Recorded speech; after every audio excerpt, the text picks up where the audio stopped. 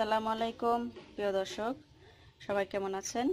আশা করি সবাই ভালো আছেন। আলহামদুলিল্লাহ, আমিও ভালো আছি। তো আজকে আপনাদের যে রেসিপিটি দেখাবো তা হলো এই মাছ দিয়ে পুঁই শাকের ডাঁটা দিয়ে আর পুঁই শাক মিলিয়ে একসাথে আমি আজকে ঝোল করব। তো প্রথমে আমি চুলাটা অন করে নেই। এরপর কড়াই গরম হলে আমি তেল দিয়ে দিব।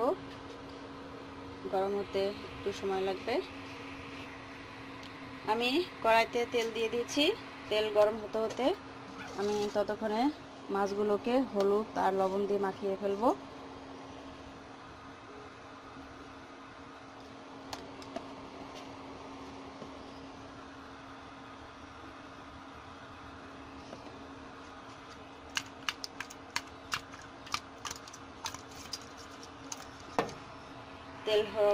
তেল গরম হয়ে যাচ্ছে।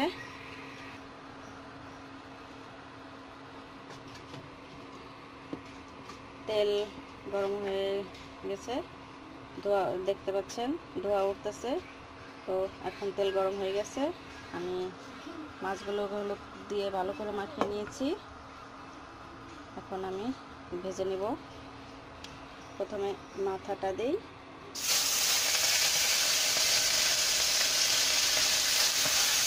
এভাবে সব মাছগুলো দিয়ে দেব।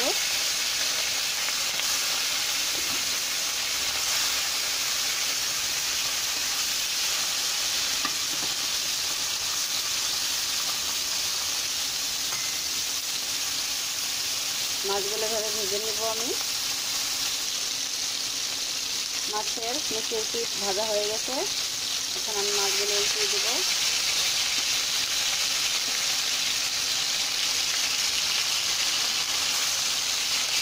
এভাবে উল্টে নেব।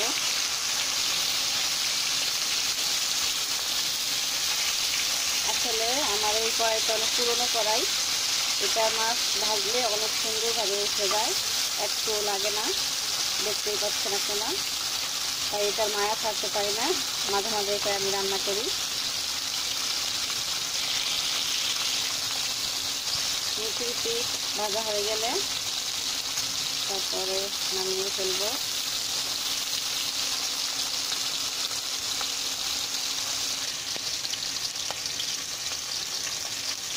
মাছগুলো প্রায় ভাজা শেষ। আমি এভাবে তেল পাশে এনে দিই, যাতে মাছটা পুরোপুরি ভালো করে ভাজা হয়। কারণ পাশে তেমন একটা গরম পায় না, তাই আমি এভাবে তেলটা দিয়ে যাতে পাশেরগুলো ভালো করে ভাজা হয়, এভাবে ঘুরিয়ে ঘুরিয়ে তেলগুলো নিতে হবে চাপ করে। এভাবে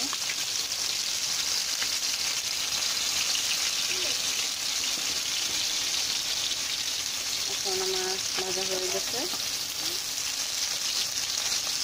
সম্পূর্ণ ভাজা শেষ। এভাবে ভেজে নেব।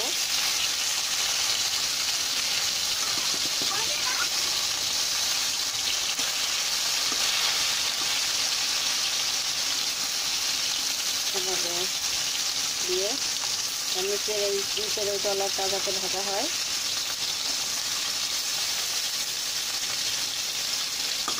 এখন আমি নামিয়ে ফেলবো। মাছগুলো নামিয়ে রেখেছি।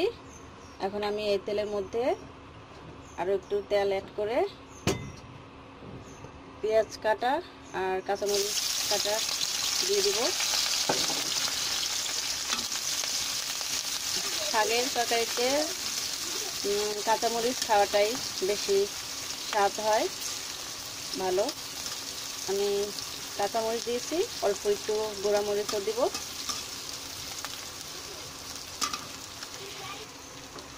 পেঁয়াজগুলো হালকা ভাজা শেষ। এখন আমি বাটা মশলাগুলো দিয়ে দিব। প্রথমে একটু পেঁয়াজ বাটা,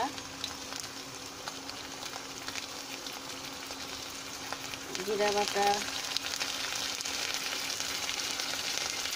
আর রসুন বাটা, দিয়ে দিলাম।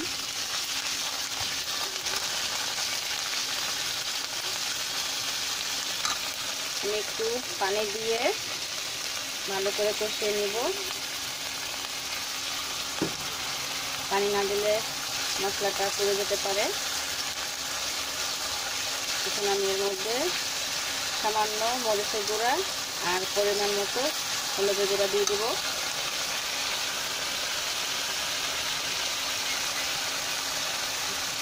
হলুদের গুঁড়ো আর মরিচের গুঁড়া, আমি আরেকটু হলুদের গুঁড়া দিব।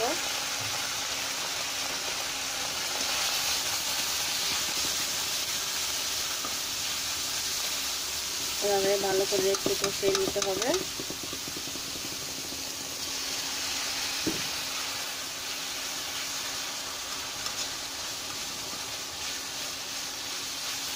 কষানো হয়ে গেলে তেল উপরে উঠে আসবে, তাহলে বুঝতে হবে যে মশলাটা কষানো শেষ।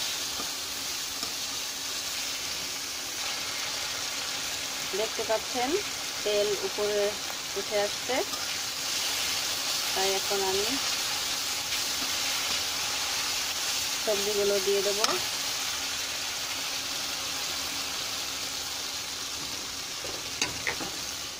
এই ডাঁটাগুলো আর আলু দিয়ে দেব।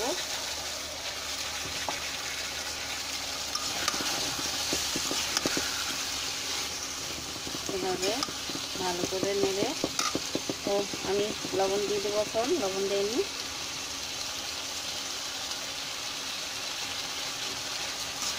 এখন আমি একটু পানি দিয়ে সেদ্ধ হওয়ার জন্য যতটুকু পানির প্রয়োজন দিয়ে ঢেকে দিব। সামান্য অল্প পানি দেব, জাস্ট শুধু সিদ্ধ হওয়ার জন্য।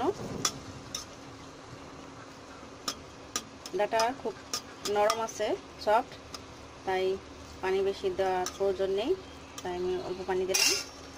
এখন আমি ঢেকে দিব। সিদ্ধ হয়ে এলে ফিরে আসবো, ঢাকনা উঠিয়ে দেখব কি হলো, সিদ্ধ হলো কিনা।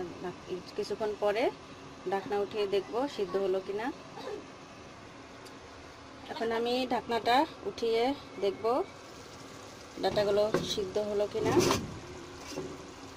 ওয়াও, সুন্দর কালার হয়েছে। দেখতে হবে সিদ্ধ হয়েছে কিনা। হ্যাঁ, সিদ্ধ হয়ে গেছে।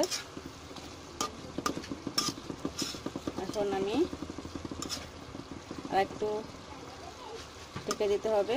এই হালকা একটু পানি পানি আছে, এটুকু টেনে যাক, এগুলো শুকাক। আর কিছুক্ষণ একটু ঢেকে দিই। আমি আবার ঢাকনাটা উঠে দেখি, পুরোপুরি হয়ে গেছে। এখন আমি ঝোলের জন্য পানি দিয়ে দিব।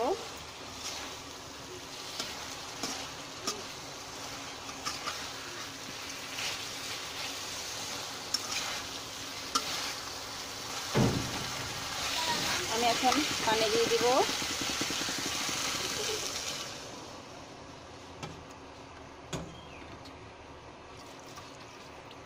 বেশি পানি দিব না, কারণ শাক থেকে কিছু পানি বের হবে, তাই আমি অল্প পানি দিলাম। পানিটা যখন ফুটে আসবে তখন আমি শাকগুলো দিয়ে দিব। দেখতে পাচ্ছেন পানি ফুটে উঠেছে, তাই আমি শাকগুলো দিয়ে দিব। এভাবে শাক থেকে অনেকটা পানি বের হবে।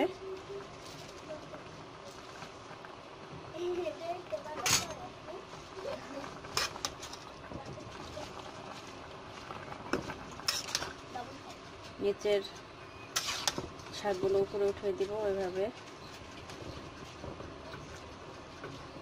কিছুক্ষণ পর দেখবেন শাকগুলো একদম মজে অল্প হয়ে গেছে।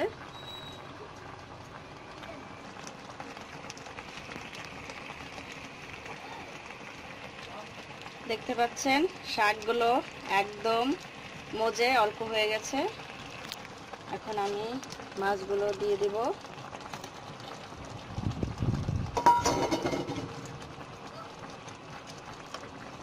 শাক সিদ্ধ হয়ে গেছে।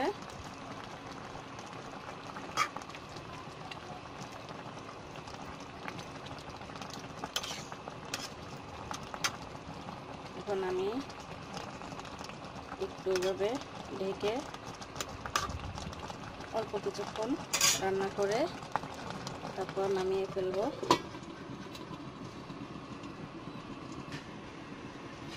এখন আমি ঢাকনাটা নামিয়ে দিয়ে দেবো। হ্যাঁ, আমার হয়ে গেছে সম্পূর্ণ। দেখতে পাচ্ছেন শাকের কালারগুলো একদম সুন্দর সবুজ আছে। বেশি ঢেকে যদি রান্না করেন, সিদ্ধর পরও বেশি জ্বালান, তাহলে এই শাকগুলো সবুজ রঙের থাকবে না, লাল হয়ে মানে লাল লাল হয়ে আসবে। তাই আমি এখন পুরোটা হয়ে গেছে, এখন আমি রাখবো। দেখতে পাচ্ছেন আমি তরকারি বাটিতে বেড়ে নিয়েছি। তো আমার ভিডিওটি যদি ভালো লাগে তাহলে অবশ্যই লাইক কমেন্ট করবেন, শেয়ার করে দিবেন। আর পরবর্তী ভিডিও দেখার জন্য অবশ্যই সাবস্ক্রাইব করে পাশে থাকার বেল বাটন অন করে দিবেন। আজ এই পর্যন্তই, পরবর্তীতে অন্য কোনো ভিডিও নিয়ে আসবো। সবাই ভালো থাকবেন, সুস্থ থাকবেন। আল্লাহ হাফেজ।